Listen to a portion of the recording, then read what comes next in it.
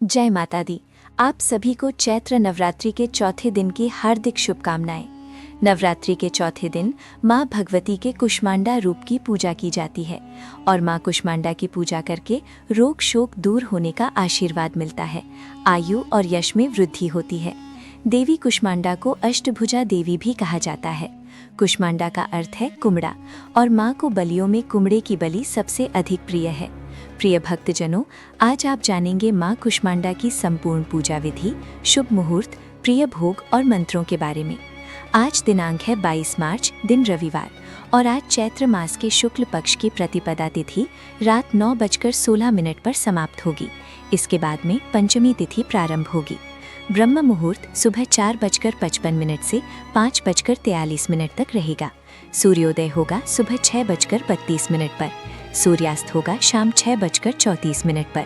और आज चैत्र मास के शुक्ल पक्ष की विनायक चतुर्थी भी है। इस दिन विघ्नहर्ता भगवान गणेश जी की पूजा करके माँ कुष्मांडा की पूजा करें तो संतानहीनों को संतान सुख भी प्राप्त होता है, वहीं संतान की रक्षा भी होती है। आज भद्रा भी लग रही है और भद्रा काल आज सुबह 10:36 से लेकर रात 9:16 तक रहेगा। भद्रा का वास स्वर्ग लोक में रहने के कारण ये भद्रा पृथ्वी लोक पर अशुभ नहीं होगी। आज राहु काल शाम 4:30 से 6 बजे तक रहेगा और माँ कुष्मांडा की पूजा करने के लिए प्रातः काल मुहूर्त रहेगा सुबह 5:12 से 6:23 तक और शाम की पूजा का मुहूर्त शाम 6:32 से 7:44 तक रहेगा। आइए अब जानते हैं माँ कुष्मांडा की पूजा विधि, मंत्र, भोग और नियमों के बारे में। देवी कुष्मांडा ही सृष्टि की आदि स्वरूपा आदि शक्ति हैं। इनका निवास सूर्यमंडल के भीतरी लोक में है और वहां निवास कर सकने की क्षमता और शक्ति केवल इन्हीं में है। इनकी शरीर की कांति और प्रभा की सूर्य के समान ही दिव्यमान है। इनके तेज और प्रकाश से 10 दिशाएं प्रकाशित हो रही हैं। ब्रह्मांड की सभी वस्तुओं और प्राणियों में जो तेज समाया हुआ है वो इन्हीं देवी की छाया है। माँ कुष्मांडा की पूजा अर्चना से भक्तों के समस्त रोग शोक मिट जाते हैं। इनकी भक्ति से आयु, यश, बल और आरोग्य की वृद्धि होती है। माँ कुष्मांडा बहुत जल्दी ही सेवा से प्रसन्न हो जाती हैं। इसलिए अगर सच्चे मन से माँ की पूजा करें, उपासना करें तो उसे बहुत जल्दी मनोवांछित फलों की प्राप्ति भी हो सकती है। आज माँ कुष्मांडा की पूजा करते समय एक खास सावधानी व्रती महिलाओं को बरतनी है, जिसके बारे में आप आगे जानेंगे। ये जानकारी बहुत महत्वपूर्ण है। पहली बार यदि आप व्रत रख रही हैं तो हमेशा इस बात का ध्यान आप माँ कुष्मांडा की जब भी पूजा करें तो ज़रूर रखें। नवरात्रि के चौथे दिन सुबह स्नान आदि से निवृत्त होने के बाद माँ कुष्मांडा की पूजा का संकल्प लें, व्रत का संकल्प लें, धूप दीप जलाकर माँ कुष्मांडा का आवाहन करें, ध्यान करें। माँ का प्रिय रंग पीला और नारंगी है, इसलिए इस रंग की सामग्री पूजा में अवश्य रखें। माँ कुष्मांडा को कुमड़े की बलि बहुत प्रिय है। कुमड़ा पेठे को कहते हैं। कुमड़े में कई बीज होते हैं। हर बीज में एक पौधे को जन्म देने की क्षमता होती है। इसी तरह माँ कुष्मांडा के अंदर भी सृजन की शक्ति है और उन्होंने ही पूरे ब्रह्मांड की रचना की है। तो ऐसे दंपत्ति जिन्हें संतान सुख प्राप्त नहीं है, वे कुष्मांडा माँ की सच्चे मन से पूजा करें तो उन्हें भी संतान सुख प्राप्त हो सकता है। कोई भी व्रत या पूजा बिना मंत्रों के, बिना चालीसा स्तोत्र के अधूरी रहती है। तो व्रत का पूर्ण फल प्राप्त करने के लिए या पूजा का पूर्ण फल प्राप्त करने के लिए मंत्रों का जाप अवश्य करें। और नवरात्रि के चौथे दिन श्री दुर्गा सप्तशती का पाठ करने के लिए आज के दिन अध्याय 5, 6, 7 और 8 इन 4 अध्यायों का पाठ करना चाहिए। और जिसकी शुरुआत में श्री दुर्गा कवच, अर्गला और किलक स्तोत्र का पाठ भी नियमित रूप से करना चाहिए। सबसे अंत में मंत्रों का जाप करते हुए श्री दुर्गा चालीसा का पाठ करें। माँ कुष्मांडा की कथा सुने और उसके बाद कपूर चलाकर आरती उतारें और माँ को आज के दिन भोग में सफ़ेद साबुत पेठा अर्पित करें। आसपास के किसी मंदिर में भी आप पेठा अर्पित कर सकते हैं, जिसे कुमड़ा कहते हैं। और इसके अलावा आज के दिन माँ को भोग में पेठे की मिठाई आप अवश्य अर्पित करें। केसर युक्त पेठा अर्पित करने से माँ शीघ्र प्रसन्न होकर अपने भक्तों की मनोवांछित कामनाएं पूर्ण करती हैं और अपने भक्तों के घर में सुख समृद्धि का आशीर्वाद देती हैं।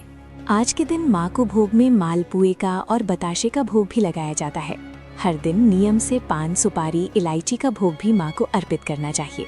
बाद में जिसे प्रसाद रूप में परिवार के ही किसी सदस्य को देना चाहिए। माँ को लगाए गए फलों का भोग प्रसाद रूप में व्रती को स्वयं भी ग्रहण करना चाहिए। लेकिन ऐसी कोई भी सामग्री, ऐसी कोई भी वस्तु ग्रहण नहीं करनी चाहिए जिससे कि व्रत खंडित हो जाए। सुबह पूजा करने के बाद अग्यारी करें। पूजा के अंत में हाथ जोड़कर सच्चे मन से क्षमा प्रार्थना करें। व्रत रखना है तो दिन भर व्रत रखें और शाम के समय एक बार फिर से माँ की पूजा करें। धूप दीप जलाकर आरती उतारें और माँ को भोग लगाएं। शाम के समय सात्विक फलाहार का भोग आप माँ को अर्पण कर सकते हैं।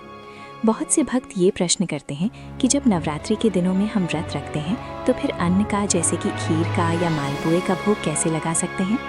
तो ऐसा मानना है कि व्रत तो हम भक्त लोग रखते हैं, माता रानी को तो हम भोग समर्पित करते हैं।